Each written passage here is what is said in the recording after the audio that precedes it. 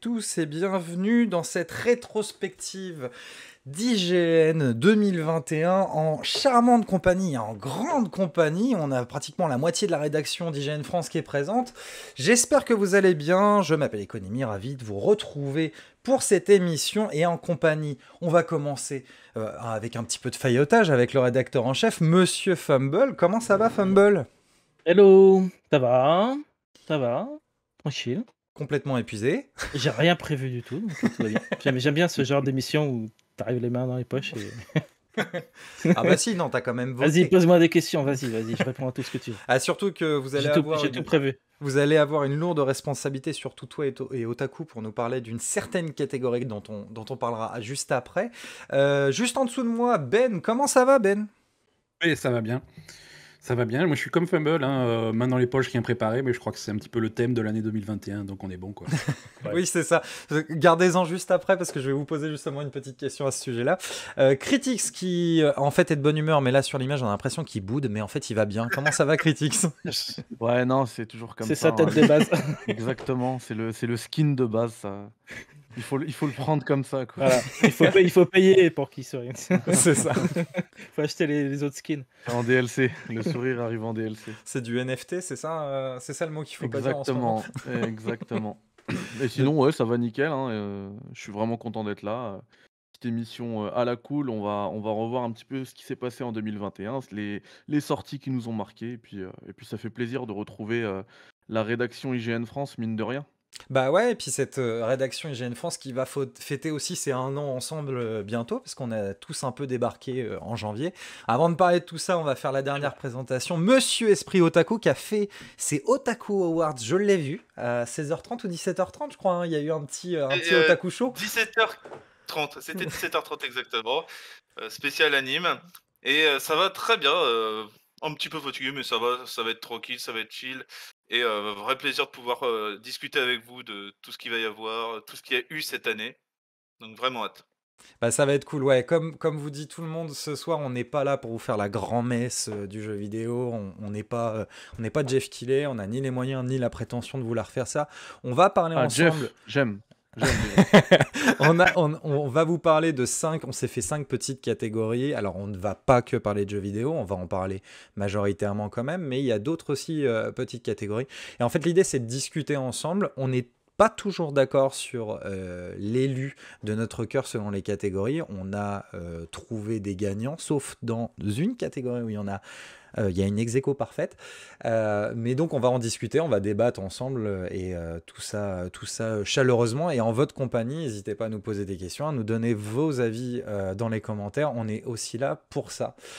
Justement, je vais commencer par un petit préchauffage et justement comme je crois que c'est Ben qui l'évoquait.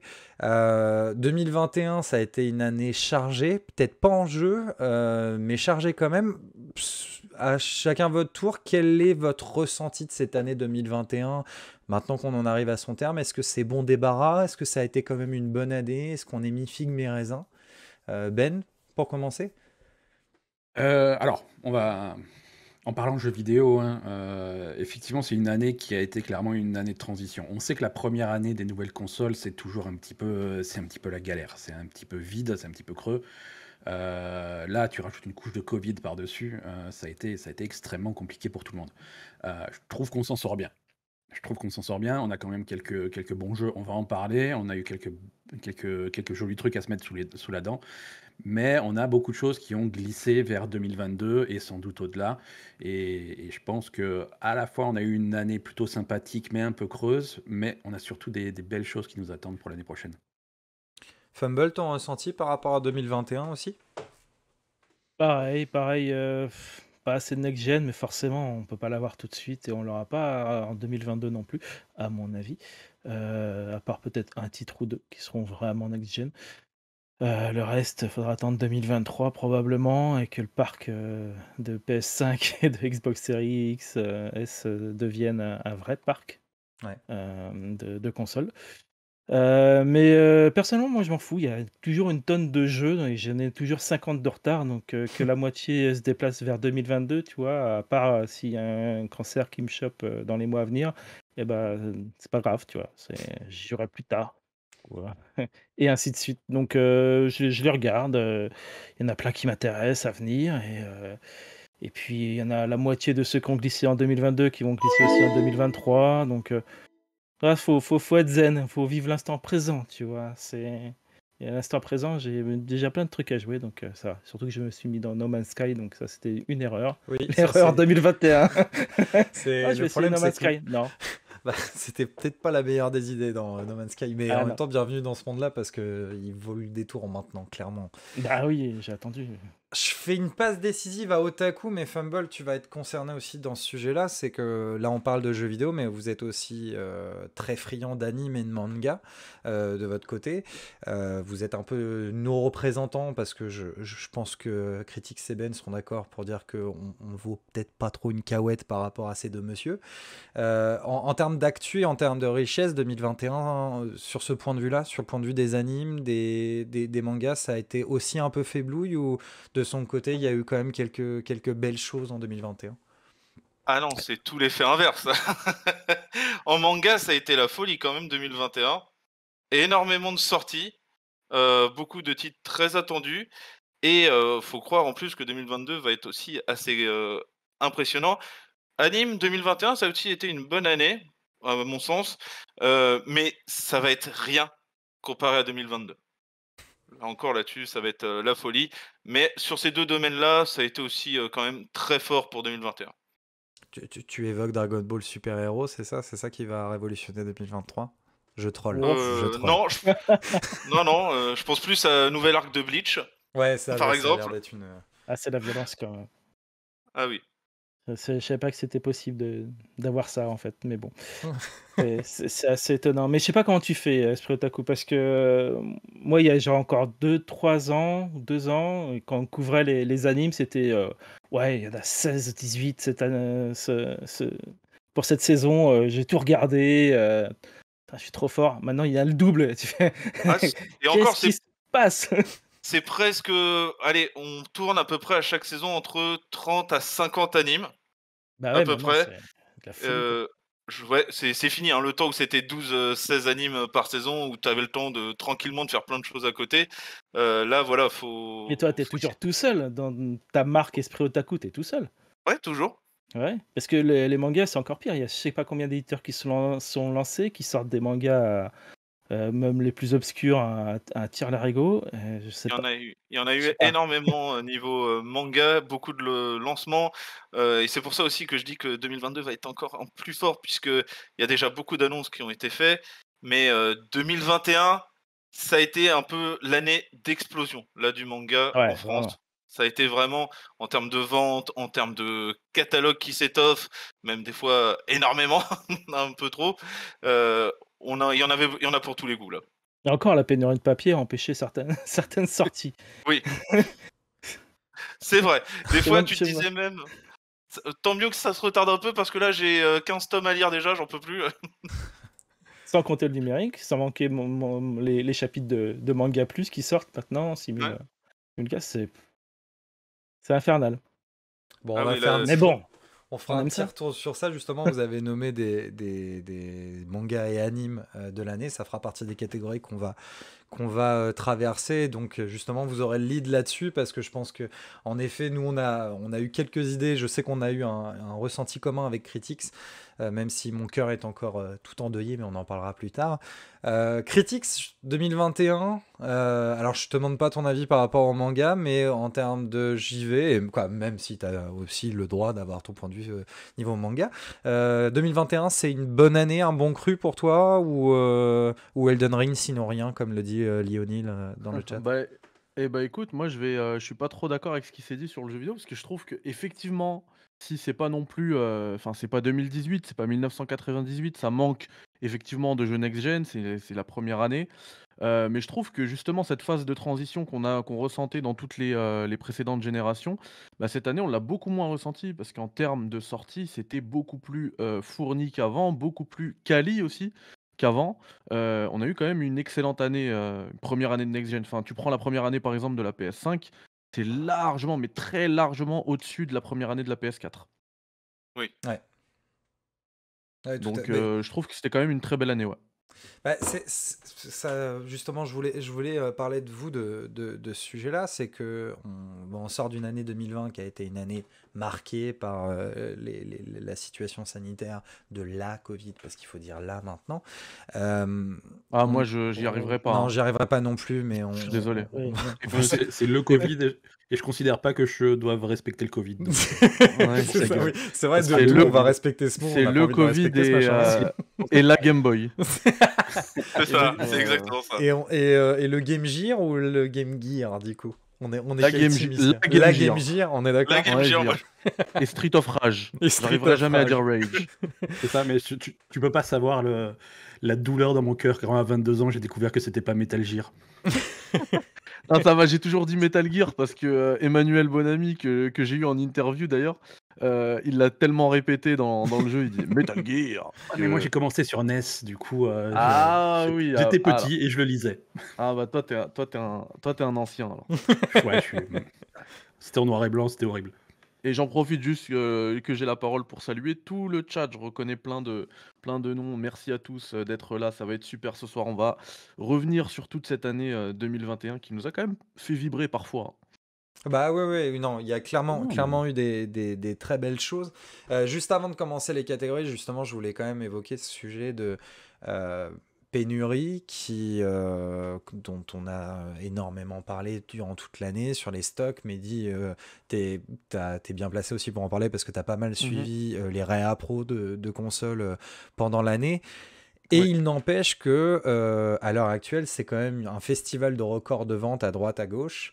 C'est assez impressionnant. Est-ce que, selon vous, on a esquivé des records historiques monumentaux? Ou est-ce que cette pénurie a été un effet de conséquence et que les ventes se sont augmentées parce que la rareté était là, etc. Votre point de vue par rapport à ça, je vais je vais te donner la parole en premier, Critique, parce que je pense que tu as pas mal suivi ce Ouais. cas-là. Tout à fait, bah, je gère une page, comme tu le disais, de stock PlayStation. Et effectivement, je pense que la réponse, c'est un peu des deux. Cette pénurie, forcément, elle crée la demande. La rareté crée la demande.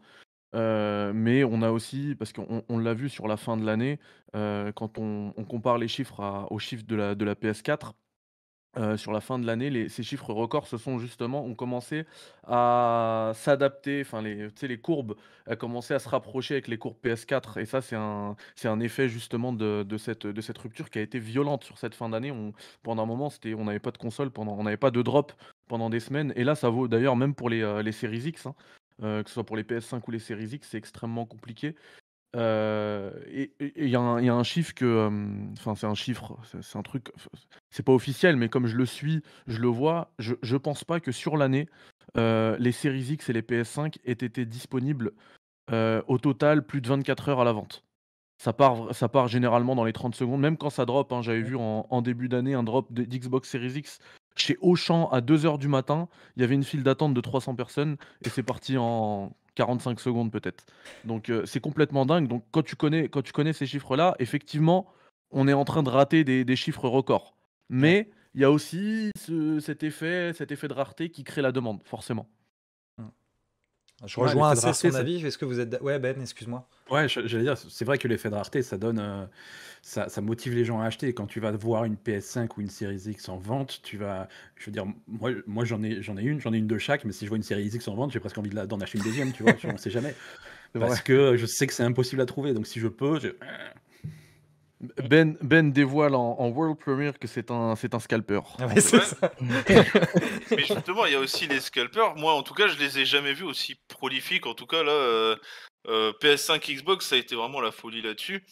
Et après, par rapport à ce qui est dit, oui, c'est vraiment un peu des deux, hein, par rapport à ça. Le fait qu'il n'y ait pas tant de consoles que ça attire forcément l'intérêt de tout le monde, d'une grande partie des joueurs qui sautent sur la première occasion pour en trouver une. Et les scalpers sont à la mode, hein. Maintenant, Ah, mais tout le monde a oui, c'est compris ça. comment ça fonctionnait. C'est devenu grand public et pour à peu près tous les produits, donc c'est devenu quand même très difficile Scalper, d'avoir Ouais, quoi que ce ouais. soit. nouveau Je pense- métier je pense après que- YouTuber. je pense que Sony devrait réguler les ventes de la PS5 et faire des files d'attente en fonction du nombre de trophées que tu as. Comme ça, Au mérite. exactement. La méritocratie. Mais effectivement, ce délire de scalping là, il s'est étendu à tout en fait. Maintenant, on le Ouais. lit dans le chat là, il y a Oui, mon c'est poteau ça. Saïs qui dit que même pour le tome Stop 100 de 100, One Piece, Mmh. il y a eu cette problématique là et les cartes Pokémon, les consoles, le frigo Xbox. Mmh. Les Et il faut dire manettes. que les fabricants, les producteurs, les éditeurs aussi en profitent. Enfin, il y a aussi une multiplication des objets collector. bien Bon, sûr. ça a toujours été le cas Mmh. dans le jeu vidéo, mais maintenant aussi dans le manga, hein, on en voit de plus en plus des Ouais. collectors, des goodies, des packs et des choses qui, comme ça, sont là pour créer la demande, pour créer la rareté et forcément, bah, les scalpers s'y intéressent aussi, quoi. Bah, c'est ça, ouais. Parce C'est que quoi, ça marche. on utilise le terme scalper, au final, c'est quoi? C'est quelque chose qui est relativement vieux comme le monde, d'acheter en premier ce qui est le plus rare pour pouvoir le revendre plus cher, quoi. Ouais, mais quand même, Mais là, l'année ça a pris ouais, 2021, c'est un c'est step up. l'année des Ouais. scalpers quoi. Ah ouais, Ouais, ouais. ouais. Le C'est nom, devenu c'est populaire. une évolution, en fait, quoi. Mm. En fait, ça a vraiment commencé fin 2020. Moi, j'ai vu vraiment ça avec l'arrivée des nouvelles consoles, après vraiment popularisé, on va dire. Et après 2021, quasiment, ça a été populaire. Enfin, tout le monde. J'ai Ouais. pas vu un seul mot où il n'y avait pas un truc de scalper. Oui, c'est ça. En Et le espérant scalper que ça. commence à exister à partir du moment où l'objet est en édition limitée. Même des trucs qui devraient pas l'être, une console de jeu devrait pas être. Elles sont pas en édition limitée, mais tout le monde sait qu'on les trouve pas. Donc du coup, ça crée le truc. Mhm. Très bien, messieurs. Écoutez, on va commencer tranquillement notre petit listing. Donc, pour vous qui nous suivez, sachez qu'il y a, alors je vérifie en même temps que je vous le dis parce que j'avais un doute et j'ai bien fait de vérifier, il y a 8 catégories qu'on a regroupées, qu'on s'est envoyées au sein de la rédaction pour faire nos petits votes, etc. On va commencer, messieurs, moi ce que je vous propose, c'est qu'on va le faire dans l'ordre dans lequel je vous ai envoyé les items. Et donc, on va aborder l'événement de l'année. Alors, pour mettre un petit peu de contexte pour tout le monde, j'ai proposé à l'ensemble de la rédaction de choisir un événement qui soit positif ou négatif de cette année, qui marquera 2021 selon eux. On va parler de celui qui n'a pas gagné les suffrages, mais dont on ne peut pas taire l'existence, parce que ce serait quand même se bander les yeux et se voiler la face. Le procès d'Activision et tout ce que ça a provoqué, tout ce que ça a amené à découvrir aussi sur pas mal de choses.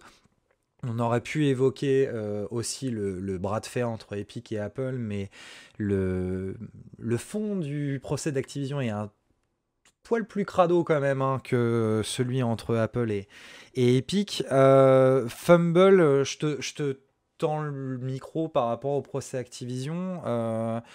Bon, c'est pas encore fini, il y a encore beaucoup de choses à voir. On voit que ça ne cesse d'évoluer et on a l'impression qu'on soulève un caillou, il y a 3 autres crottes qui apparaissent. C'est quoi la finalité de tout ça? Est-ce qu'on peut espérer que ça va vraiment servir de leçon aux autres studios? Parce que malheureusement, c'est qu'Activision, là, est la tête de gondole de tout ça, mais n'est clairement pas le seul dans l'histoire. Oui, quoi, tu veux pas citer Ubisoft et Quantic Dream dans le Ah si, dans non, le même complètement. problème? Complètement. Ubisoft Riot, et Quantic et Dream les Bungie, premiers, mais et malheureusement, je Riot pense et qu'ils sont pas les Bungie seuls non aussi qui plus. s'est rajouté dans le truc. Bah, c'est-à-dire que c'est un petit peu une montagne russe d'émotions, toutes ces histoires. C'est qu'à un moment, tu as l'impression que ça va faire bouger les choses et tu as plus souvent l'impression qu'il n'y a rien qui bouge, en fait. Donc c'est un petit peu embêtant, mais on est obligé de faire la loi et toutes ces choses-là. Mais pour que vraiment ça bouge en interne, tu te rends compte que au bout d'un an, au bout de plusieurs mois, ça a l'air vraiment extrêmement difficile, ce qui est assez triste et inquiétant. Euh, que malgré toutes ces accusations, malgré des preuves, malgré des témoignages, eh ben, Bobby Kotick, il est toujours à la tête là, il a toujours pas bougé. Donc c'est quand même c'est assez frustrant. Là, on finit 2021 et toute cette histoire est très frustrante pour l'instant. C'est quantique, bon, c'est tellement compliqué qu'on ne sait pas trop ce qu'on peut dire si on veut pas se faire prendre un procès par rapport à tout ce qui a été Ce qui s'est passé acquis ou entre... pas. ouais. Voilà, ce qui a été acquis ou pas au procès, donc on ne sait pas trop ce qu'on peut dire. Côté, côté Ubisoft, bah, ils ont fait, si, on fait quelque chose. Au bout d'un an, ça regueule, mais c'est difficile de savoir s'il faut attendre encore un petit peu ou s'il faut ressortir les fourches et les torches. Après, malheureusement, on a vu Donc, aussi qu'il y a des postes des personnes qui ont été déplacées dans des autres postes qui n'étaient pas oui, c'est forcément surtout ça. moins importants, et on a déplacé des personnes et on n'a pas sanctionné pour autant. Et je me souviens que ça a fait un peu de bruit en début d'année 2021. D'ailleurs, je crois que c'était en février-mars qu'on avait Oui, mais relayé cette info-là. Ouais. Et là, ouais. encore récemment, c'est relancé pour dire bah rien ne change quoi. Donc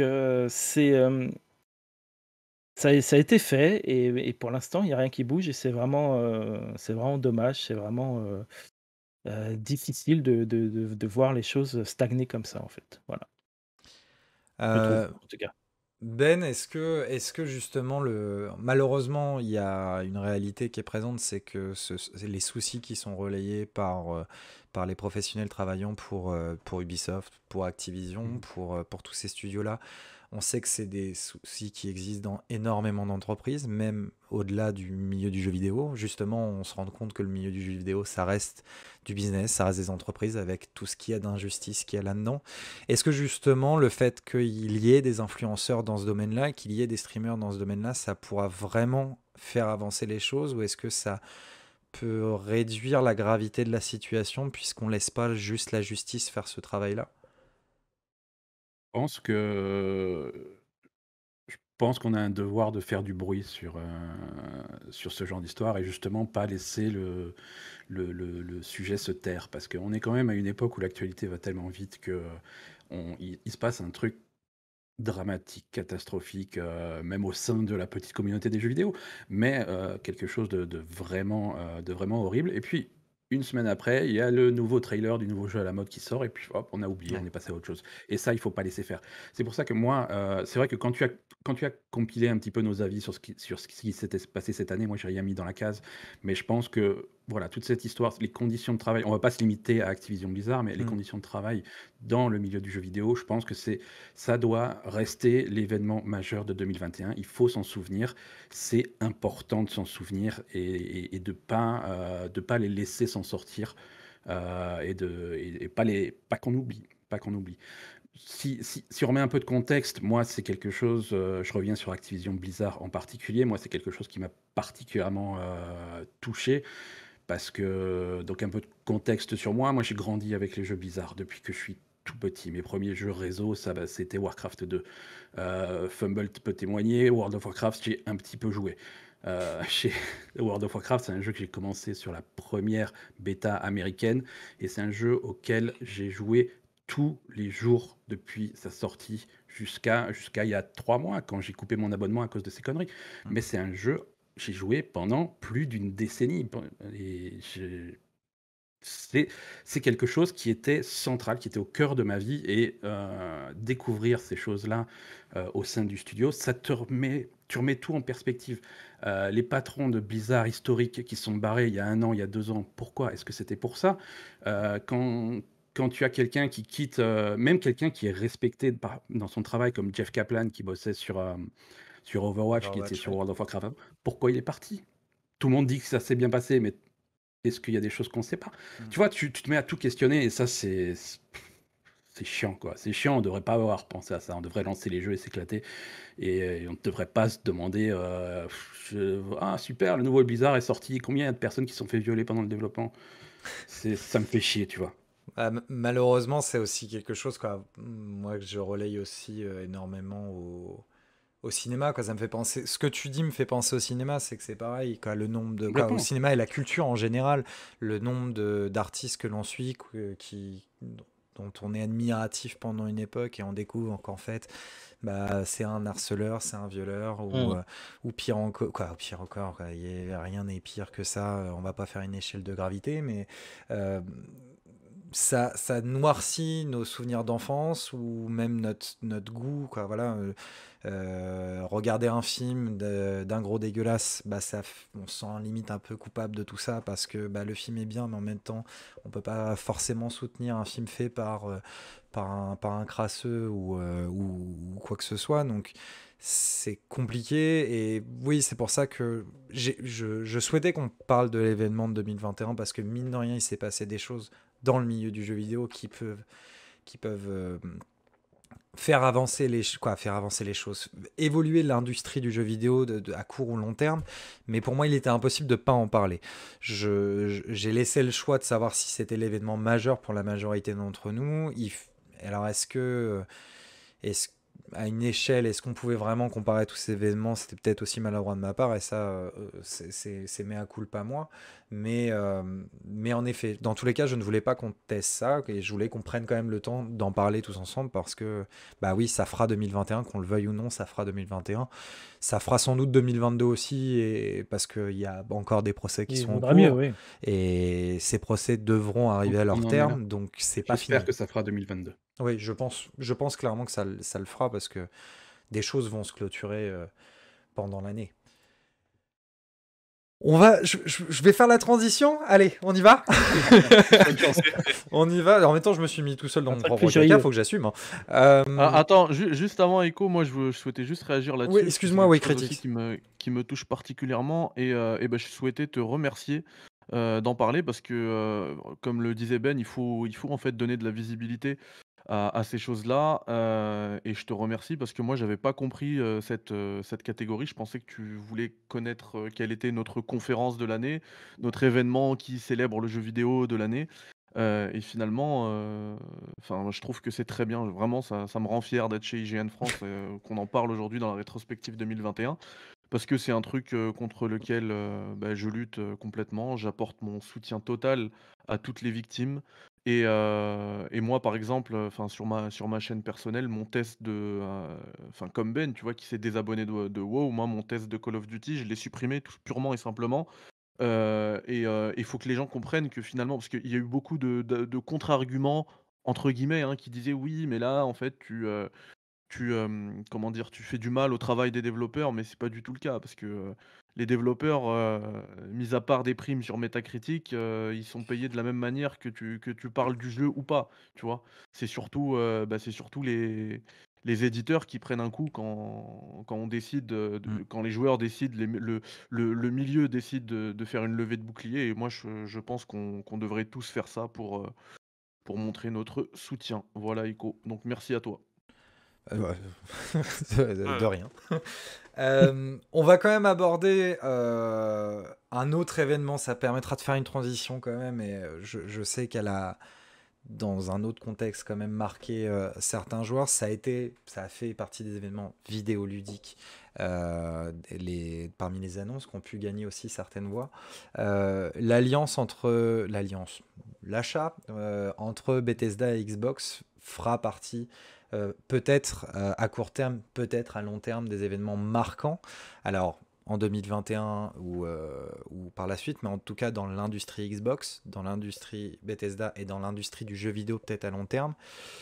Ce rachat, je vous tends la parole. Est-ce que je sais que ça vous a tous marqué?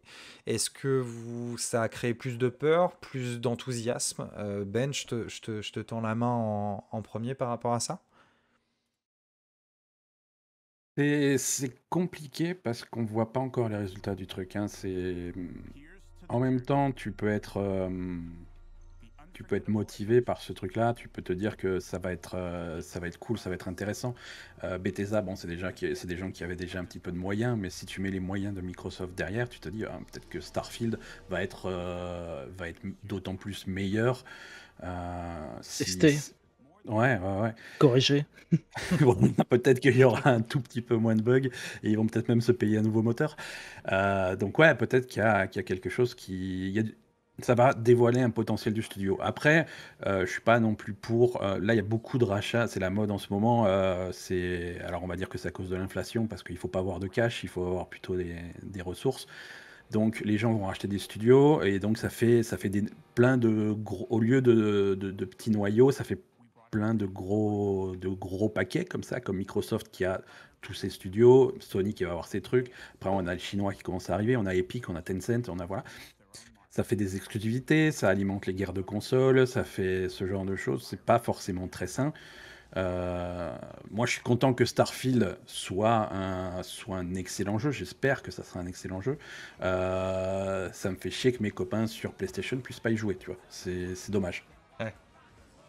Alors on en reparlera de Starfield, je sais qu'on va être amis dans une section, mon très cher Ben. C'est l'exemple. Mais oui, non, mais justement, c'est très bon l'exemple. Mais le exemple prochain là-dessus. Elder Scrolls et toute la production Bethesda, c'est la même chose. Hein. Et les studios exclusifs en général, c'est bien parce qu'ils ont des ressources. Mais les exclusivités sont pas toujours intéressantes.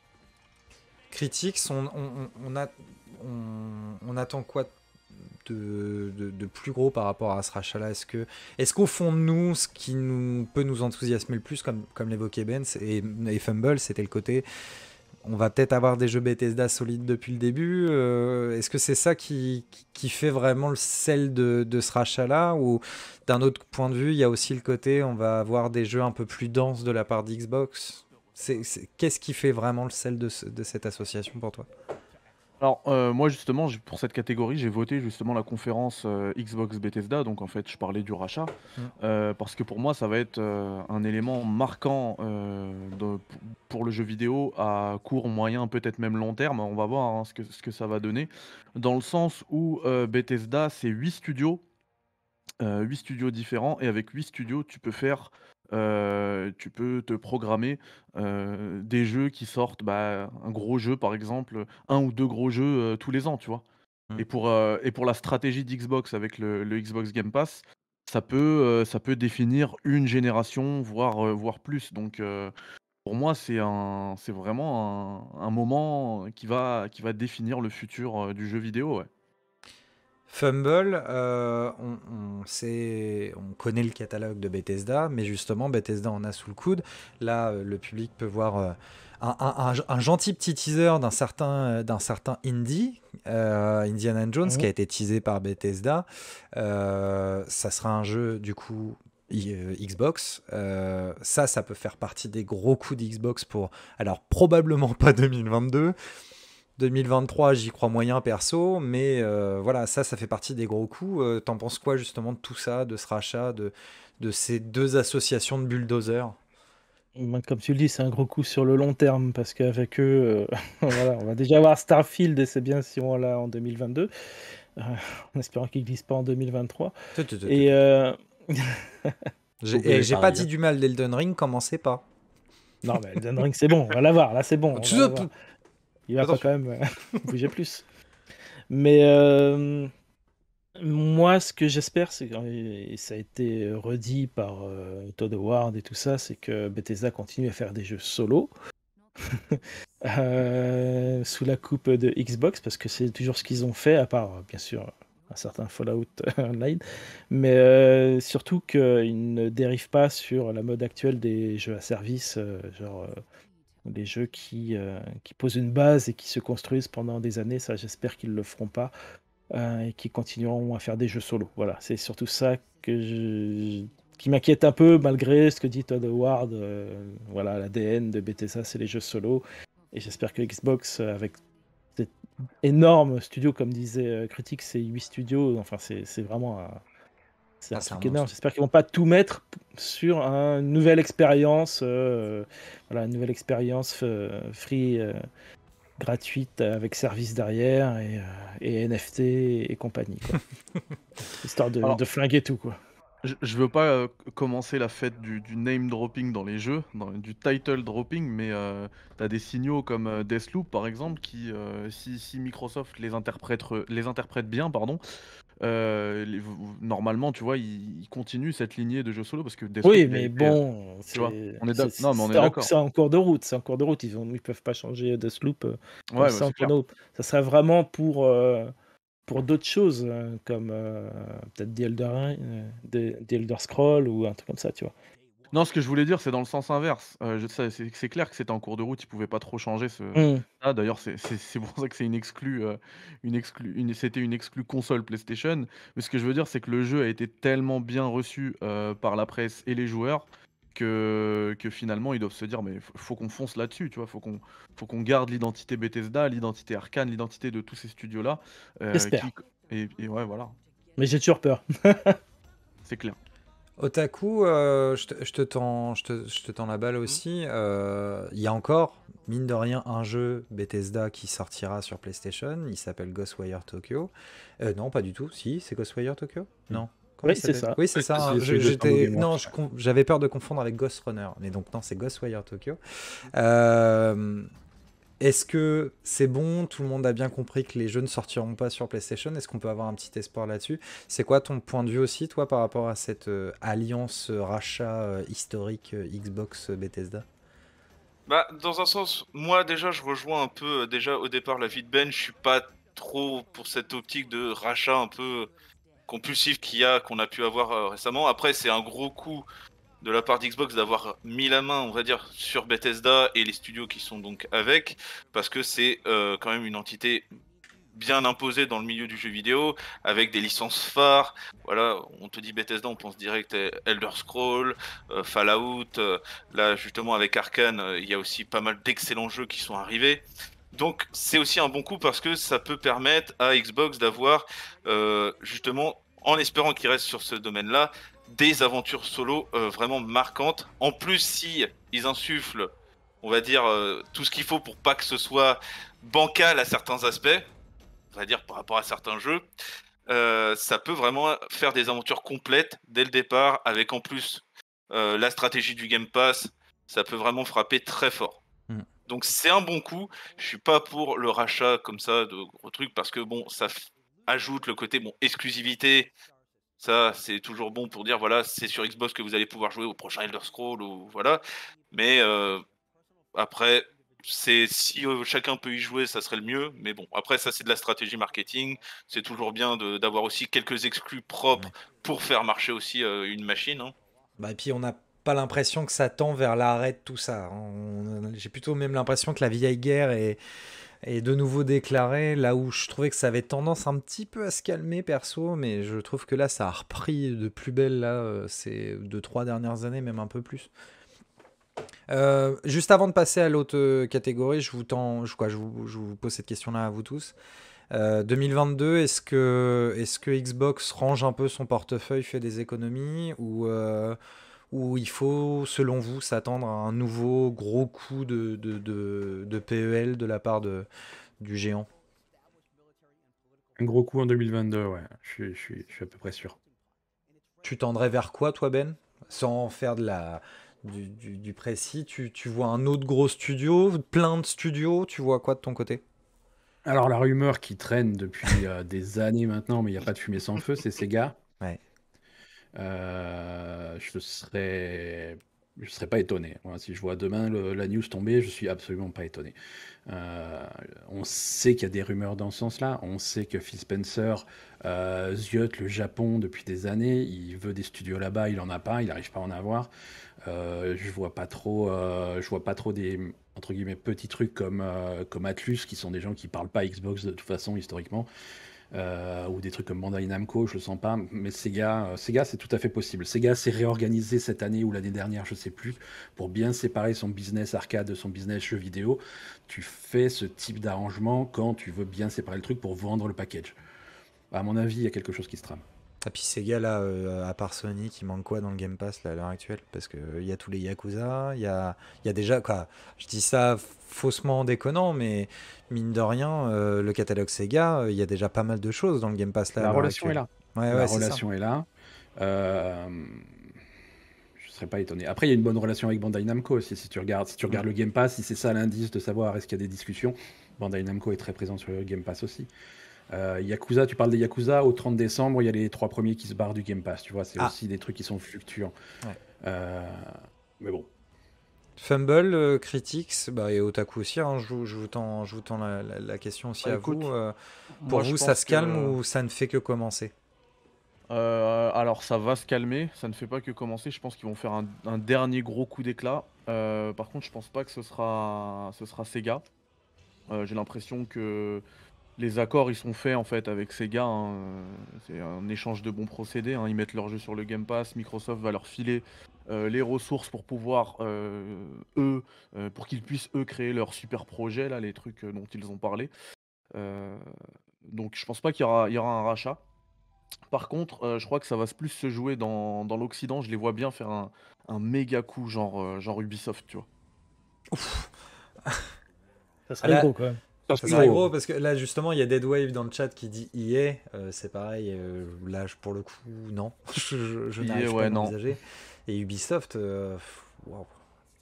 Après, C'est Le, très le gros, hein. cours de la bourse, il fait que de baisser chez Ubisoft. Mm. Ils enchaînent bad buzz sur bad buzz. Là, le dernier coup des NFT, on voit qu'ils ont tenté un truc, ça n'a pas marché. Ils se sont mangés un retour de bâton, mais violent.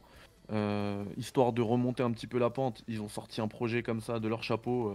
Ils avaient rien prévu, ils ont mis Sam Fisher. Ils se sont dit, attendez, qu'est-ce qu'ils aiment nos joueurs? Splinter Cell, allez, c'est bon, on va mettre les ah lunettes oui, de ça vision suffit. nocturne. C'est le boulot qui te met devant devant les yeux pour que tu penses à autre chose, hein. Ah ouais, mais c'est clair. Mais d'ailleurs, s'il y avait vraiment un projet autour de Splinter Cell, il l'aurait présenté une semaine avant au Game Awards, tu vois, ne serait-ce que ce Oui. petit teaser. Mais le truc, il était même pas prévu, quoi. Bah, Et c'est d'ailleurs, même d'ailleurs dans le scandaleux, hein. teaser, il y a écrit Now hiring, tu vois. Ils Ouais. sont encore en train de recruter, les mecs. Ils Bah, ont juste l'artiste qui a fait le design de la lunette de vision nocturne. Il y a que ça dans l'équipe, après, tu vois. on sait aussi qu'Ubisoft, tu disais que le cours de la bourse est en train de baisser, mais on sait très bien qu'Ubisoft, là, Il chute violemment. il leur suffit de balancer un trailer d'Avatar, un trailer d'un nouvel Assassin's Creed, et éventuellement un trailer du Star Wars de The Division, et puis ça pourrait quand même aller bien mieux rapidement. Et Donc, encore, on ouais, verra, hein. oui, peut-être Hein, qu'après, moi, tu vois. je suis un peu trop pessimiste, mais Là, je veux dire, leur licence, parce que ça, tu vois, il y a des accords de fou derrière, des royalties, ou je sais même pas ce que c'est. Ça doit être des pièces entières, des bibliothèques de contrats, tu vois, pour gérer ces licences-là. Mais la licence qui leur appartienne et qui leur fait vraiment gagner de l'argent, c'est Assassin's Creed. ouais. Et tu vois que même avec Assassin's Creed, ils arrivent à faire du bad buzz avec Mm. le dernier DLC là, payant pour ceux qui ont même pour ceux qui ont acheté le Season Pass, tu vois. Et ça, ils arrivent pas à remonter la pente, même avec Assassin's Creed, tu vois. Mm. Tu sais Affaire ce à qui est pas cher suivre. en ce moment? C'est Activision Blizzard. Ouais. Aussi. Ouais, bah alors là, Ils sont au rabais. ouais, c'est ça le Aussi. problème, c'est que tu récupères le studio, mais les conneries qui vont avec, quoi. Ah, ils ont besoin de nouvelles directions, hein. Ah, Ouais, si tu dégages tout le monde avec ouais. force PR pour montrer que tu as dégagé tout le monde, Ah, est-ce que Ah, ce mais le serait pas la problème, bonne c'est chose que avec Phil d'une pierre deux Spencer qui a coups. le Moi, je rôle dis de Phil good guy? Spencer à la place de Bobby Kotick, ça passe, hein. Ah ouais. Ah, mais Franchement, le ça serait problème, pas c'est mal. que le problème, c'est que dans la transaction, tu vas filer un bon paquet d'argent à Kotick. Ça me dérange. Oh, il en a déjà, ça change rien. Evan Affar dans le chat évoque Crytek, pardon. Ça serait moins surprenant.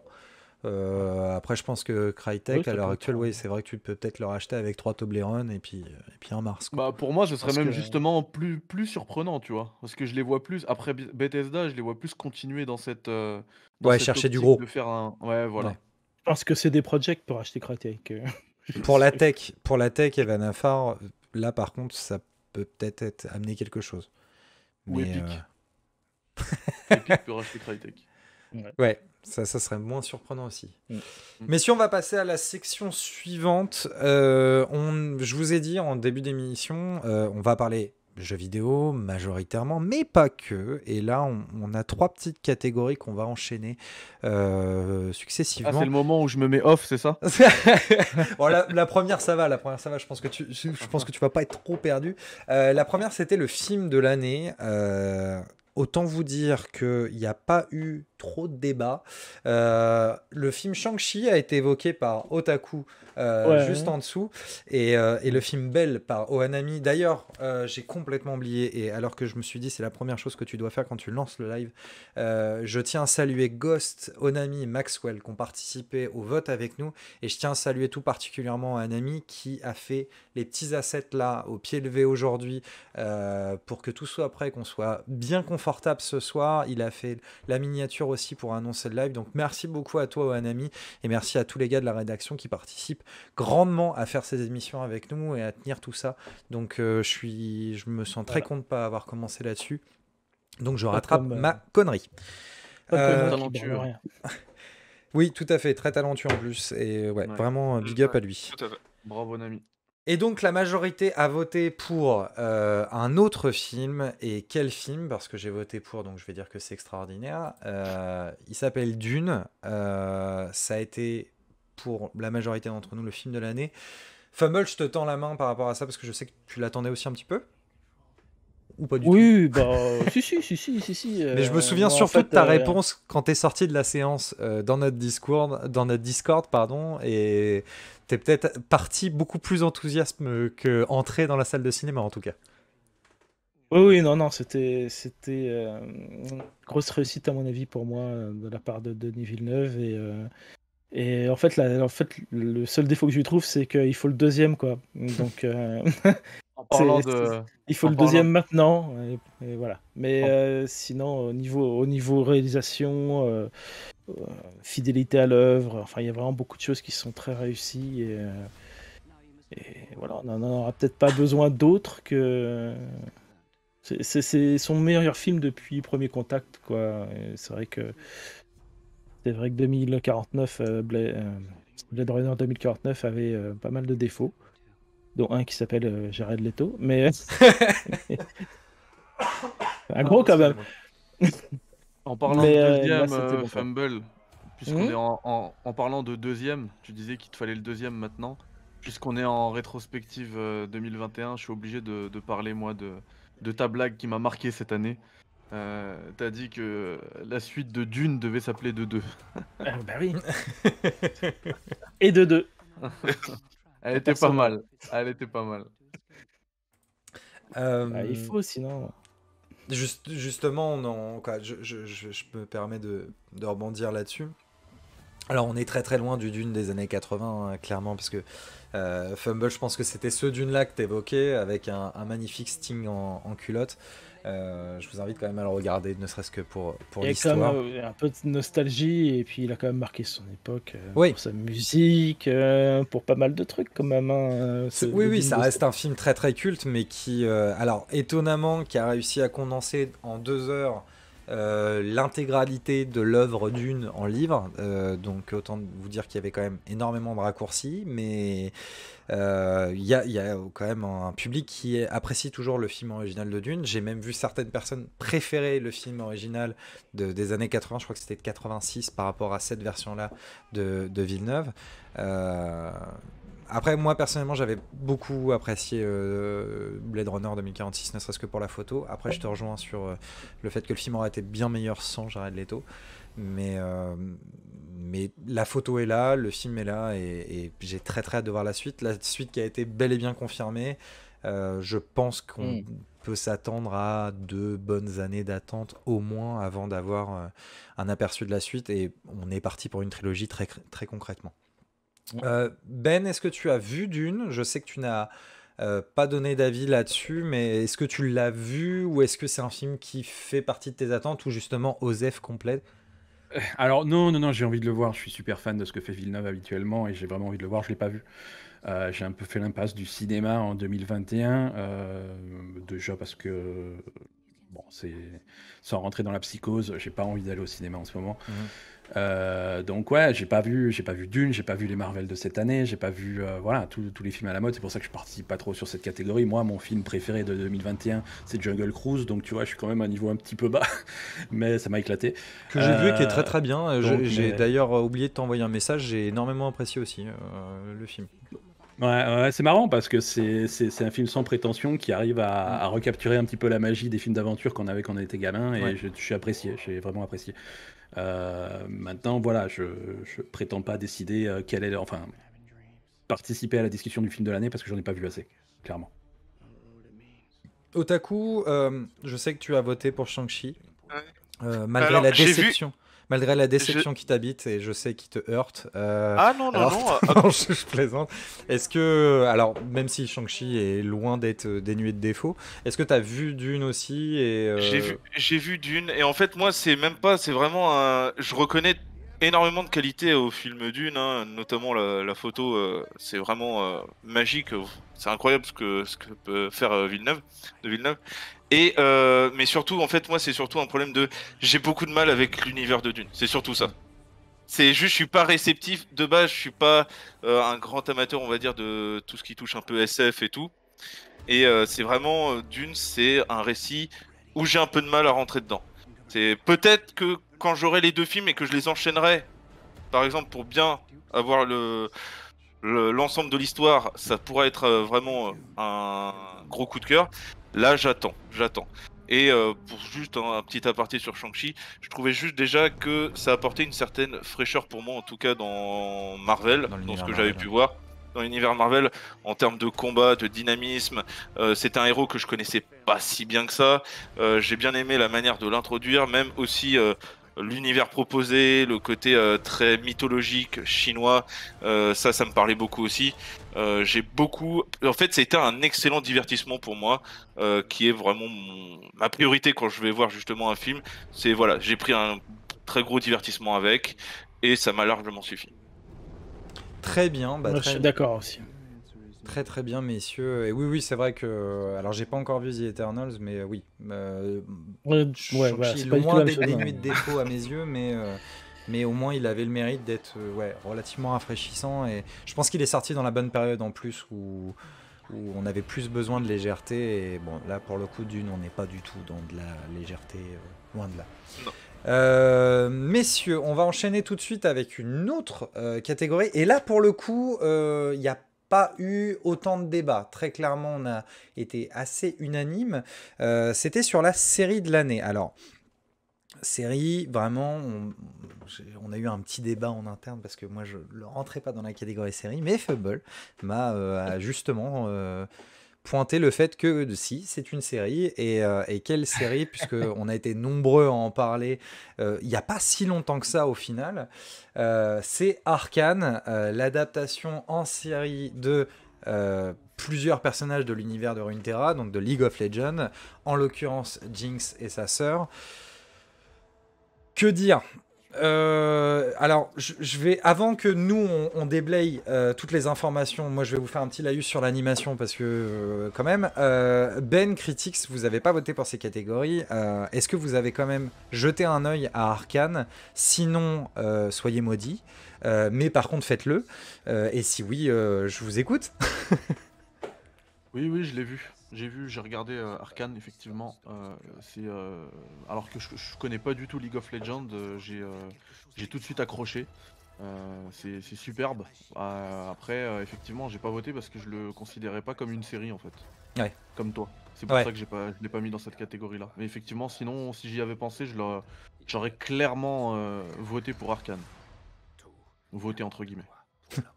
Ben, toi justement, t'as jeté Ouais. un œil à Arcane? Je suis en plein dedans. Je suis en plein dedans. Arcane, j'ai regardé le premier paquet de 3 épisodes. Et oui, la qualité est incontestable. Et c'est vrai que si je rejoins rien qu'avec ce que j'ai vu, je rejoins un petit peu le sentiment général. S'il faut que je les partage, je vais vous dire que oui, c'est une série. C'est comme ça, c'est tout. Ils ont fait des épisodes, il y aura une saison 2, c'est une série. Je vois pas comment on peut appeler ça autrement. Mais ouais, c'est exceptionnel. L'animation, j'ai jamais vu ça. J'ai juste jamais vu ça. C'est une surprise également que ça sorte d'une, on va dire péjorativement, un jeu vidéo adapté en série. En plus, League of Legends, sans vouloir être manquer de respect à League of Legends, je m'attendais pas à un truc. Je m'attendais pas à un effort. Et un effort, il y en a vraiment eu.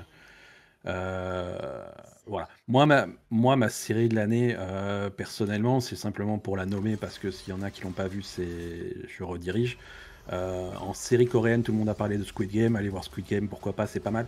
Mais moi, j'ai vu My Name, qui est exceptionnel. Moi, ça m'a beaucoup plu. C'est pas original, c'est un polar coréen, une histoire de gens infiltrés, de pègres, de police, de machin. C'est pas du tout original, mais l'histoire est sympa, c'est très bien filmé, c'est joli, ça tatane bien. C'est vraiment plaisant. Et c'est vrai que la mode est un peu aux séries coréennes, donc allez jeter un coup d'œil à ça. Mais oui, Arcane pour moi, j'ai hâte d'aller voir la suite là. Je sais pas ce que je fais avec vous, il faudrait que j'aille voir la suite.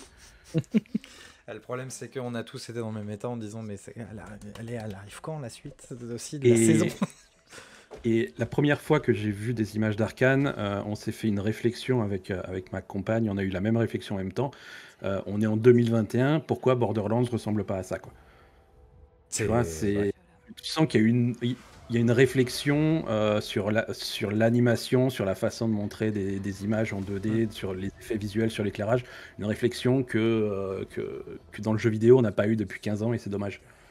Et ce qui est assez... L'animation qui est française, il me semble, non? Oui, c'est des Oui, Français. Fortige Productions. Et ouais, voilà, je tenais qu'on... Et ils portent bien leur nom. Ils portent bien leur nom. Mais je voulais qu'on salue quand même le titre parce que nous, Fortige Productions, voilà, on dit bah ils portent bien leur prénom, mais aux États-Unis ils disent Fortige Productions ou Fortige Productions sans savoir ce que ça veut dire. Et moi je trouve ça génial le pseudo qu'ils ont donné à leur boîte. Je trouve ça très très fort. Et ouais, je te rejoins Ben sur l'animation de Borderlands. Surtout ce qui est assez drôle, c'est que j'ai pu faire le test de Renegade King qui explore aussi en manière d'un RPG à la Battle Chaser l'univers de Runeterra aussi. Et dans l'animation, en tout cas les cinématiques d'introduction du jeu et les différentes cinématiques qu'on peut voir dans Renegade King exploitent aussi. Alors, pas avec le même soin, on sent que c'est pas le même budget qui a été mis dans l'animation et logiquement, mais on retrouve la main pape graphique qui devient un peu le signature move de l'exploitation de Runeterra et de LoL. Et je trouve ça vraiment bien et c'est un super style graphique. Et là, on vient de voir juste un tout petit extrait d'une scène de baston qui est une leçon d'animation, cette scène de fight. Et la plupart des scènes sont vraiment impressionnantes visuellement et il y a un travail de fou dessus. Fumble, Arcane, je sais que tu as bien apprécié aussi. Ah bah si tu suis le Twitter, ouais, t'as vu que j'étais fou à chaque épisode environ. Ouais, pour revenir un petit peu sur le truc série ou anime, en fait, c'est parce que ouais, pour IGN France, j'ai toujours voulu rassembler série, que ce soit anime ou en CGI ou série normale, en série en fait. Et tout ce qui était lecture, genre comics ou manga ou BD, en lecture. On va faire 2 catégories comme ça, et c'est comme ça qu'elles sont gérées sur le site. Mais effectivement, quand tu commences à parler d'anime, en fait, les gens sont plus habitués à dire manga anime, en fait, et de lier les deux. Et de parler de films et de séries d'un autre côté. Et c'est vachement difficile, en fait, de pas faire comme ça, malgré tous mes efforts pour ne pas le faire. Donc... voilà, pour le coup, c'est plus une série. On peut parler aussi d'anime après, mais pour moi, c'est une série et elle m'a mis sur le cul, pas forcément pour le scénario parce que c'est intéressant. C'est un scénario assez classique, mais vraiment super bien mené. C'est pour tout le reste, quoi, en fait, l'ensemble de tout le reste. Moi, quand j'ai commencé à voir que c'était animé en gros plan avec, tu voyais les postillons partir ou la bave, tu fais putain. Voilà, le mec il parle et tu vois tu vois des poussillons, tu vois les filets de bave et tout, tu fais waouh, ok, ils sont allés très très très loin, quoi. Et ça te prend pas pour un con, c'est rempli de références, mais ça te permet quand même d'être à fond dedans si tu connais pas du tout le jeu. C'est extrêmement bien écrit et bien fait, quoi. C'est vraiment, on n'a jamais vu un tel niveau de production aussi peaufiné, en fait. C'est pas un truc hyper original, mais t'as rien qui soit aussi bon, et on devrait pas être surpris parce que ça fait quand même 10 ans, des années qu'ils font ça avec les clips, avec toutes les cinématiques qu'ils ont déjà faites pour Riot. Mais voilà, je crois qu'avec le passage sur Netflix, ça a permis à tout le monde de voir le talent du studio, quoi. Bah, et puis Et voilà. Je me permets de faire un truc qui va peut-être en blesser, remuer un petit peu le couteau dans la plaie, mais ce qui est génial, c'est que Riot fait ce qu'on aurait rêvé que Blizzard fasse à une certaine époque, où je me rappelle qu'on était tous en feu quand on voyait un trailer de World of Warcraft, de Warcraft 3, voilà, il y a une scène de Warcraft 3 qui aura marqué tous les joueurs avec le retour d'une certaine personne sous une pluie de pétales de rose, ou même dans un côté plus tout public. Moi je me souviens du trailer d'introduction d'Overwatch avec les 2 gamins qui visitent le musée des héros, et on s'est dit mais faites un film s'il vous plaît, quoi. Bon, là maintenant on est à des années-lumière de ça, ou une par série. rapport à Blizzard. Ouais, ou une série, mais au final Riot fait ce qu'on aurait voulu voir d'un autre studio qui était aussi connu pour ses cinématiques, ses trailers, ses annonces qui étaient toujours ultra marquantes. Otaku pour... Ça va. Je voulais juste dire, ça va un petit peu un cran au-dessus, parce qu'ils l'ont dit aussi en interview. Ils voulaient faire, surtout l'écriture, une série qui n'est pas comme Hollywood le ferait en fait. Mm. Donc c'est pas, ça n'a pas du tout ce côté américain hollywoodien en fait. Même si l'écriture c'est pas forcément que Fortiche, hein, c'est pas en 100% français, c'est des auteurs, je sais plus d'où ils viennent, ils sont américains je pense, mais au moins ils l'ont pensé, ils l'ont écrit pas avec les tropes américaines, la façon de faire les séries, tous les détails que tout le monde fait partout en fait. Voilà. Et donc ça c'est en ça que ça se démarque aussi. Oui, ça je suis très d'accord avec toi. C'est au moins, il y a des portes qu'on a l'impression qu'ils vont enfoncer des portes ouvertes et en fait, ah bah non, t'es pas tombé dans ce piège-là, c'est cool. Et ouais, là-dessus, je suis assez d'accord avec toi. Otaku, ton avis aussi sur la série et puis je vais te poser la question en même temps à toi et puis aux autres en parallèle. Est-ce que t'es un habitué de l'univers de Runeterra quand t'as regardé Alors, Arcane ou pas du tout? alors, absolument pas. J'ai fait 3-4 parties de LoL dans ma vie. J'ai vite arrêté parce que c'était pas mon style. Et au final, j'ai vraiment, ça a été l'un de mes gros coups de cœur de 2021, Arcane. C'est une série vraiment magistrale dans plein d'aspects. Que ce soit, voilà, moi l'écriture des personnages, j'ai adoré. Ils ont tous quelque chose d'intéressant à raconter, je trouve. La musique, les OST sont remarquables. Oui. J'ai toujours le petit frisson de l'opening du générique avec Imagine Dragon parce que bon, c'est aussi une longue histoire, Imagine Dragon et Riot. Ouais. Enfin, et même dans des épisodes, c'est incroyable. J'ai adoré, bon, l'animation, c'est fantastique. Et surtout, ce que j'ai adoré, c'est compréhensible pour n'importe qui. Que vous connaissiez ou pas l'univers de Runeterra, de LoL, les champions et tout, ça, vous pouvez tout à fait adhérer. Il n'y a pas besoin d'avoir des connaissances au départ. Ils ont réussi à centrer en plus ça sur quelques champions.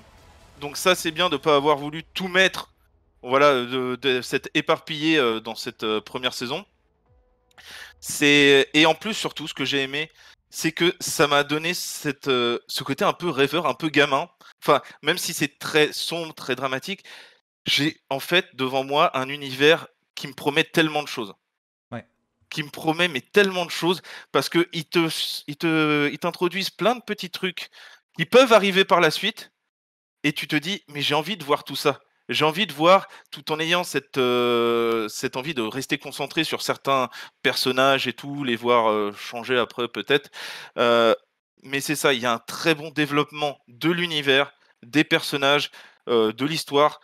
Et j'avais vraiment ce côté émerveillé devant la série où je me disais qu'est-ce que ça peut donner au-delà? Au-delà de juste cette cité, parce qu'on reste dans cette cité à double visage, on va dire.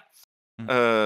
Et je me disais, mais parce qu'en plus, une fois que j'ai fini Arcane, et ça m'arrive pas souvent, mais enfin vraiment quand c'est une série que j'adore, je me suis dévoré quasiment tout ce que je pouvais lire un peu à droite à gauche de LoL, de l'univers. Ouais, Donc, il y a eu beaucoup de monde justement quand moi je voyais sur Twitter qui s'amusait à taper le nom du personnage qu'il voyait dans la série Arcane pour voir quelle allait être sa version dans LoL en fait, pour voir ah ouais d'accord ça va être lui, etc. C'était assez drôle à voir. ouais. Mais donc voilà, ça a été voilà, ça m'a donné cet attrait, pas pour League of Legends en lui-même, mais pour l'univers de Runeterra. Hmm. Voilà. Et Bah, j'ai c'est ce vraiment qui- ce côté émerveillement. c'est ce qu'ils cherchaient, hein. Ah bah Mhm. oui c'est Ah bah c'est totalement réussi avec moi. bah et là ouais c'est ça, justement c'est vers ça que j'allais dire aussi, c'est que mine de rien leur com c'est essayer d'ouvrir le monde de Runeterra en passant par plein de portes. Donc il y a la série, il y a le RPG classique avec Ruined King, il y avait une application mobile, il y a un jeu, un versus fighting à la Marvel versus Capcom ou Dragon Ball Fighters qui va débouler aussi, qui moi m'emballe énormément. Donc c'est assez drôle, c'est qu'au final, encore une fois, pour faire un parallèle un peu facile avec Blizzard, Blizzard a créé son univers avec plein de jeux pour au final faire une sorte de LoL où ils mettaient tous leurs héros là-dedans pour se faire un Dota-like. Au final, LoL a commencé par ça et au final va exploiter tous leurs persos qu'ils ont créés juste pour LoL, pour faire des nouveaux skins, pour faire des nouveaux personnages, pour vendre aussi un petit peu hein, quand même, il y avait ça derrière. Et au final, ils ont aujourd'hui un éventail de personnages avec un éventail de lore et ils ont juste à se pencher, à ramasser un perso, à dire ah bah tiens, aujourd'hui on va utiliser celui-là. Et Ils ont mis le c'est temps ouf. quand même. Comment? Ils ont quand même mis le temps. Moi, Ouais. je me souviens, j'avais interviewé Riot il y a super longtemps, quand ils étaient encore chez Goa, pour leur bêta. Et je leur avais justement demandé s'ils s'inquiétaient pas de pas avoir une lore en fait derrière leur personnage par rapport à leur principal concurrent de l'époque, qui était Dota, Mm. qui au moins avait les personnages de Blizzard. Et ça les inquiétait pas du tout. Ils s'en foutaient complètement. C'était un MOBA, et le plus important c'était le gameplay, et que le lore viendrait plus tard, quoi. Donc il est venu plus tard, très doucement, et ça fait quand même un paquet de temps, quoi. Ça fait quoi, 15 ans ou avant qu'ils décident essayer de présenter leur lore au grand public. Bon, après, au moins, ils le font bien, quoi. Quand ils le font, c'est c'est réussi. Mais je sais pas comment ils vont présenter tout ça, quoi, pour la suite, en fait. Si ça va vraiment continuer à accrocher, ou si c'est juste Arcane qui va accrocher, ou Mm. voilà. Affaire à suivre. Alors Ben et Critique, c'est à ce moment-là qu'on a commencé nous à nous mettre en position latérale de sécurité pendant quelques minutes. On va évoquer le manga anime de l'année. Avec Critique, on a voté SNK parce que on connaît SNK, parce qu'on a apprécié SNK. Moi à la base, j'ai chougné sur Discord en disant que je voulais voter Berserk parce que Miura est parti cette année, mais il y a eu d'autres votes et là je vais vous Ça laisser peut la être parole. dans événement, ça. Ouais, ça aurait pu être dans l'événement. C'est vrai, on aurait pu le mettre là-dedans. Du coup, Fumble Otaku, je vais vous laisser la main par rapport à ça, parce que vous avez évoqué 86. Je sais pas si on doit le dire comme ça, Fumble. J'ai vu 8-6, donc je me suis dit 8-6, 86, ouais, ouais. 8-6, ça Oui, faisait ou pas un super 86, bon comme ils nom. disent en Ouais, fait. 86. Ouais. Et en manga Otaku, tu as évoqué The Witch and the Beast, et en anime manga, ouais. Ranking of Kings. Je vous laisse en parler, messieurs. Bah, on est d'accord sur Ranking of King, donc je peux commencer sur 86, puisque c'est un truc qui m'a un peu bouleversé quand c'est sorti. C'est une adaptation anime d'un light novel qui n'a pas de manga en France. Le light novel est arrivé par contre. Et ça parle de la guerre, tout simplement. La guerre dans un monde fictif. Une guerre perdue d'avance, avec l'exploitation de tout un peuple. Et donc d'enfants, puisqu'il n'y a plus que les enfants maintenant, ils ont envoyé tout le reste au casse-pipe, contre une armée de robots. Et voilà, c'est un peuple qui est encerclé par une sorte d'entité intelligence artificielle qui dirige une armée, et qui s'en prend à peu près à tous les pays qui sont autour. Et le 86, c'est un peuple, quoi. Ça pourrait être les Tziganes, ça pourrait être les Juifs, et le pays qui est menacé a décidé de tous les envoyer. Voilà, vous faites partie du 86. Allez mourir au front, ça nous arrange, ça arrête l'ennemi, et, euh, et ça nous fait gagner du temps, quoi. Donc c'est Disponible en extrêmement animé? dur. Ouais, c'est un anime. Ah, d'accord. C'est un anime extrêmement dur sur toute cette situation, et qui ne mâche pas ses mots sur ces sujets-là. Donc c'est vraiment très intéressant.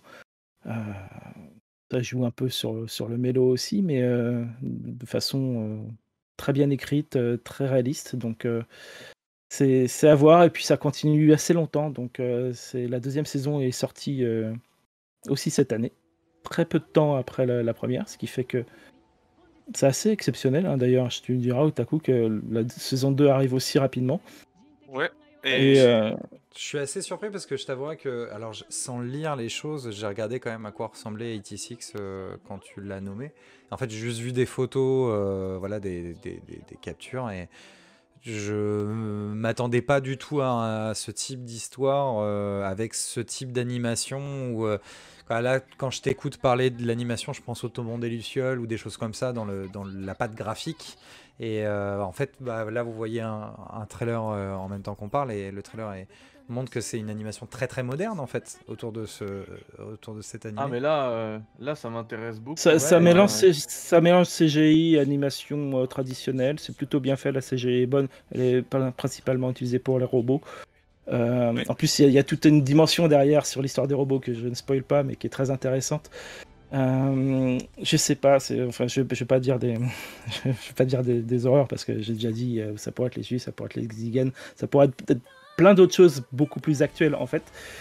Donc voilà, je vais. Mais- Ah, Mais tu m'as bien vendu le truc, Ouais, moi Fumble, aussi. tu devrais Mais- songer à faire des critiques. T'es pas mauvais. Allez, c'est sur Wakanim si je ne Je suis m'abuse. bon pour Fumble. vendre Non, le truc. c'est sur Crunchyroll. C'est sur C'est sur Crunchyroll. Crunchyroll. J'ai Les pas deux encore- saisons. J'ai pas J'ai un encore. compte Waka. Je crois que mon abonnement elle a pas encore expiré. Je vais vite. regarder Mais en fait, c'est même pire que les animes où ça parle de la guerre, où ça se bat vraiment les uns contre les autres. Là, c'est vraiment, comme on a pu le voir là dans le trailer, un groupe qui est dans la capitale qui se prélasse et qui envoie vraiment des jeunes se battre à leur place. Vraiment, le côté, on les envoie à l'abattoir, ils retardent l'ennemi, on en envoie d'autres, ainsi de suite. Voilà. C'est vraiment Ils ce sont côté. traités comme des porcs, ce sont des porcs, on les appelle C'est des ça. porcs. Bah, il y a même beaucoup de références à cette notion de port, un peu, que ce soit d'un côté ou de l'autre. Ouais. Et il y a énormément de travail fait au niveau des personnages, de l'émotion qu'on ressent. Vraiment, faut avoir le cœur bien accroché à certains moments. Et c'est vraiment très bien réalisé. Et même la deuxième saison prend un chemin assez différent. Je m'attendais pas forcément à ça avec suite à la première saison, mais les deux sont très intéressantes. 86, ça fait vraiment partie des tops de cette année. Ça fait vraiment partie des tops. Et bah bon. La deuxième saison est très politique aussi. Hein. C'est ça, c'est pour ça que je dis qu'elle change beaucoup de la première, même s'il y a de la politique dans la première. C'est Je suis beaucoup- un autre type de politique, c'est un autre type d'hypocrisie et d'horreur. Tout à fait, c'est vraiment de la politique pure et dure, mais vraiment dans tous ses aspects les plus sombres, les plus noirs. Et au milieu, ben, tu as ces jeunes qui se battent et qui n'ont quasiment connu que ça. Les enfants soldats, ouais. Voilà. Très bien. Ranking of Kings aussi, du coup, a été évoqué par Otaku et Fumble commençait à dire que c'était aussi un bon choix. Alors, c'est pour moi sûrement. Alors, c'est pas encore fini, on en est au 10e épisode et je crois que ça va être en 24 épisodes. Et on n'est Et pas je du tout dis- dans la même ambiance, j'ai l'impression. Alors, on n'est pas dans la même ambiance, mais il faut préparer les mouchoirs aussi. Hein. On est un peu dans la même ambiance. On n'est pas dans le même style de design, mais on est presque dans la même ambiance. Alors, déjà, il faut savoir que c'est réalisé par Wit Studio, qui sont derrière les premières saisons de l'Attaque des Titans, justement. Donc, c'est un studio qui est vraiment monté en puissance, qui a montré de quoi il était capable, et qui, depuis qu'il ne s'occupe plus de l'Attaque des Titans, a fait pas mal de bons titres aussi encore. Il y a plein d'autres titres à parler justement. Mais Ranking of Kings, qu'est-ce que ça raconte? On suit là ce petit bonhomme Bojji, qui est le prince héritier d'un royaume dont le roi est souffrant et sur le point de disparaître. Et il veut absolument être digne du statut d'héritier, de devenir le roi. Mais le problème, c'est qu'il est sourd et muet. Et il est considéré comme un paria à l'égard de tout le monde. Déjà, bon, vous voyez l'animation, elle est folle. C'est marrant, c'est que moi ça me rappelle des vieux dessins animés de mon enfance, les premiers mangas, les premiers animés qu'on avait quand on était petit. Je retrouve un peu de Ghibli là-dedans. Alors il y a peut-être le petit côté petit roi et qui me fait penser à du Ni no Kuni aussi en parallèle, mais j'arrive plus à me souvenir du nom, mais l'animation du petit bonhomme me fait penser. Je me souviens plus. Les créatures, Fumble, tu vas pouvoir te souvenir ça. Des créatures toutes blanches, Je suis vieux, c'est ça? Hein? Oui. C'est ça. Alors oui, après Ben Mais aussi, pas de- hein, je peux évoquer Ben, mais Critics aussi parce que on l'a vu quand on était môme, c'était des créatures blanches qui vivaient dans une forêt. Je me souviens qu'il y avait une sorte de flûtiste. Ah putain, ça me reviendra pas. Bon, C'est un Ghibli? Non, Si c'est c'est pas. un Ghibli, je vois à peu près, mais. Je crois pas que c'était un Ghibli, mais c'était un dessin animé qu'on regardait qui passait quand moi j'étais petit, donc ça devait passer dans le Club Dorothée à l'époque, mais non, bon, bref, excusez-moi, je divague, je me tais otaku, excuse-moi. Non, aucun souci. Et donc, on va le suivre en train de se confronter pour devenir le roi numéro 1, parce que ce royaume, enfin cet univers, a aussi une sorte de classement des différents rois pour désigner qui est un peu le meilleur roi. Et il va donc lutter constamment contre le regard des autres et contre aussi sa propre faiblesse pour s'améliorer et devenir un roi digne de ce nom. Il va devoir faire face à d'innombrables complots, des violences incroyables, passer des épreuves insurmontables. Et il il y a un côté que j'adore, c'est ce côté un peu à la fois onirique mais dramatique. On a vraiment l'impression d'être devant une fable avec une morale où en fait c'est coloré, c'est beau, ça a l'air tout mignon, mais très vite on te montre que la réalité c'est tout autre. C'est tout autre. Tu vas pleurer assez vite dès le premier épisode. Tu vas avoir les larmes aux yeux. Les personnages sont incroyablement bien travaillés. Tu pars sur des a priori pour la plupart, et au final, tu te dis juste, c'est incroyable le développement qu'il y a autour d'eux parce que ce que tu pensais être des a priori, au final, se brise pour montrer que c'est des gens qui sont pas comme on pouvait le penser. Ça, c'est incroyable de réussir à faire ça. L'animation, je la trouve nickel. Ça change de ce qu'on a l'habitude de voir actuellement. C'est très propre. Les animations en action, c'est les combats et tout, c'est fantastique. C'est très dynamique. Très bien. Excusez-moi, Donc, j'étais en train de perdre la vie. Tout va bien. Et- Je vais aller me chercher un verre d'eau à un moment donné Ouais. parce que je suis vraiment en train Et- de perdre ma voix. Excuse-moi. Et juste petite notion, enfin petite information, donc comme c'est marqué, c'est aussi disponible en VF avec pour la voix de Boji, Brigitte Lecordier. Oh, d'accord. Stylé. Donc voix si vous de voulez vraiment jouer Son l'effet Goku. nostalgie, Brigitte Après, elle a Lecordier, la pas voix grand-chose de à dire, parce Son Goku, oui c'est ça, elle a pas ouais, grand chose à dire enfant. puisqu'il est sourd et muet, mais Donc il fait surtout des petits borgoriques et des bruits, mais bon, ça lui va bien en tout cas, ça correspond Ouais, très puis bien à la VO. le clin d'œil est là, quoi.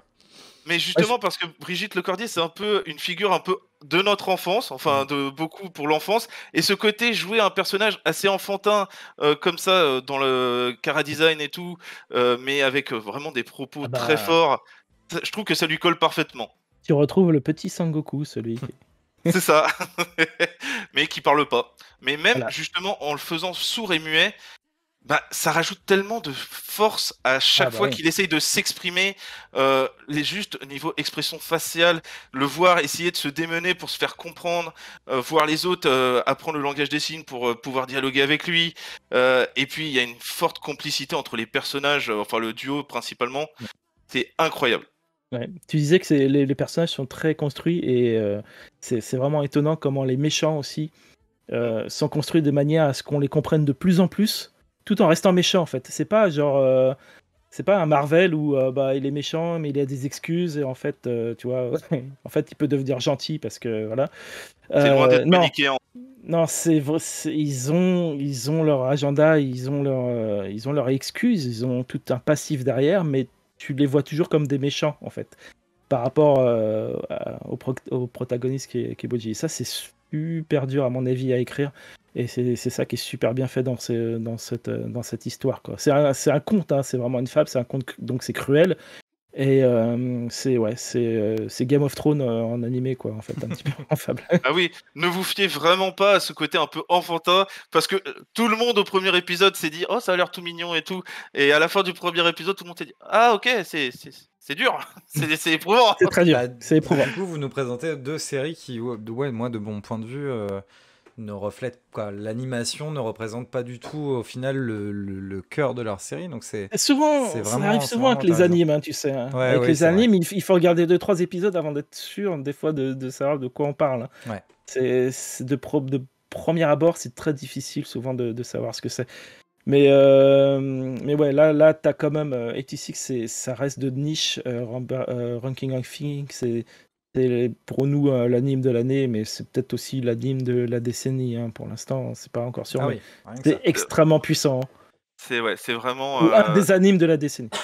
Et ben en tout cas, Ouais. Ranking of Kings, c'est sur Wakanim. Le premier épisode semble disponible officiellement sur YouTube si jamais vous avez envie de découvrir, puisque là concrètement, je suis sur YouTube et c'est le premier épisode de Ranking of Kings qui est dispo. Donc voilà, ce qu'on va faire, c'est qu'on va regarder l'épisode. Non, je déconne. On va passer à la catégorie suivante. Ben, Alors, Critics, vous pouvez je vous te, je te- réveiller. je te- je te coupe. Du coup, c'est qui gagne? Bah oui, d'ailleurs, oui, Ranking c'est qui of qui Kings. gagne, c'est C'est vrai. Ranking of Kings. D'accord, ok. Voilà. Ok. ouais Côté Mais- manga, si tu veux, il y en a tellement bien, c'est juste pas possible. ouais On c'est peut choisir un manga, c'était pas possible. moi j'en ai proposé un manga parce que c'est vraiment mon coup de cœur, et en plus il est connu par personne, donc c'était voilà, c'était pour faire la promo, The Witch and the Beast. Mais comme on l'a dit un peu en début de live, cette année a été record pour tout ce qui est manga, mais même en matière de sortie, et tout le monde pouvait être intéressé, que ce soit des vieux lecteurs qui ont envie d'œuvres un peu soit patrimoine, soit qui vont leur rappeler leur enfance. Là, par exemple, je pense à du Mangetsu qui nous sort du Soten no Ken, du Keiji, qui vont parler à tous les fans de Ken le Survivant, puisque voilà. Il y a plein de nouvelles séries qui ont été excellentes. Enfin, Pika avec Kaguya-sama, Toilette Bunana Cocoon, Blue Lock, il y en a eu tellement. Il y a eu énormément de titres. J'ai fait mon petit top, on va dire un titre par éditeur, mais c'est super dur. Ouais, non, c'est trop difficile. Beaucoup trop. Beaucoup de trucs incroyables. Très bien, et bah donc Ranking of Kings sera notre manga anime de 2021 selon IGN France. Messieurs, il nous reste 4 catégories. On va passer par le bulldozer, le triple A de l'année. On a